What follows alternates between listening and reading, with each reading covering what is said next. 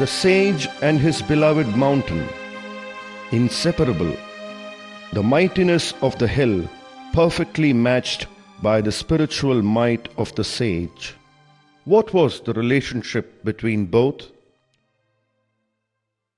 Revered as the mountain of fire and representing the element of Agni, Arunachala symbolizes the highest knowledge, the very core of the Upanishads.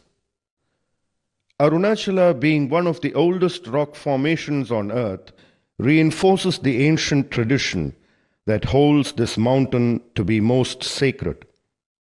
According to the Puranas, since the very beginning of creation, those who seek the highest truth have been drawn inexorably by the deep mystical quality of the mountain and its timeless spiritual resplendence.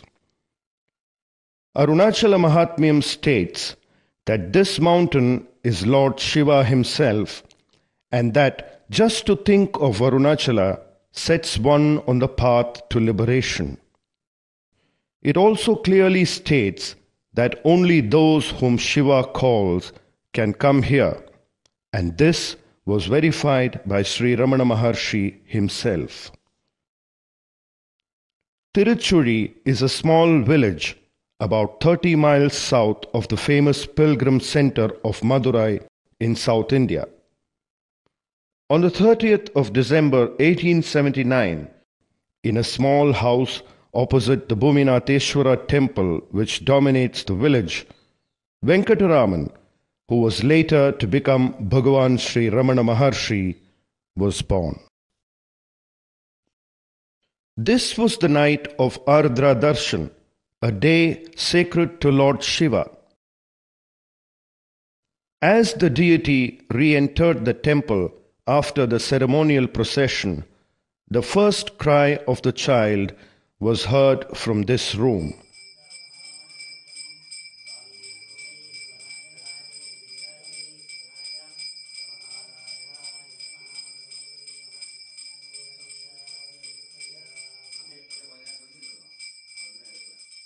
Bhagavan's father, Sundaramayar, an uncertified pleader, was much revered by the people of the village and surrounding areas. He was a man of integrity, and even robbers respected him and left him untouched. Sundaramayar and his wife Alagammal were both deeply religious. They were noted for their generosity, and they kept an open house where both pilgrims visiting the temple and the poor were invited to take food. Venkataraman, the second of 4 children, grew up as an average boy. There was nothing particularly distinctive about his early years, except that he was a deep sleeper. For his elementary education, he attended schools in Tiruchuri and for a short time in Dindigul.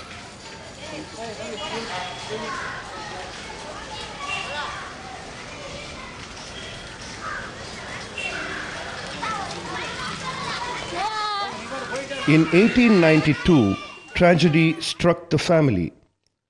Venkataraman was just 12 years old when his father Sundaramayar died, leaving the family to be cared for by his 2 younger brothers. Alagamma and 2 of the children went to stay with Nellayappa Iyer, who lived in Mana Madurai, whilst Venkataraman and his elder brother Nagasamy went to live with Subba Iyer in Madurai.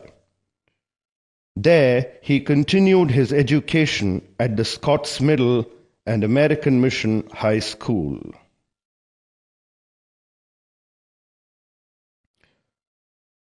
It was apparently by accident that Venkataraman heard about Arunachala when he was 16 years of age. One day, an elderly relative of his called on the family in Madurai. The boy asked him where he had come from.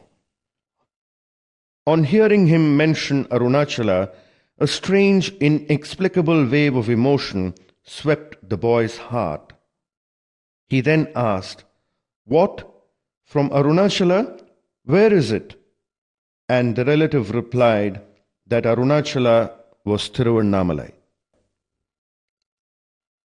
The act of destiny had begun.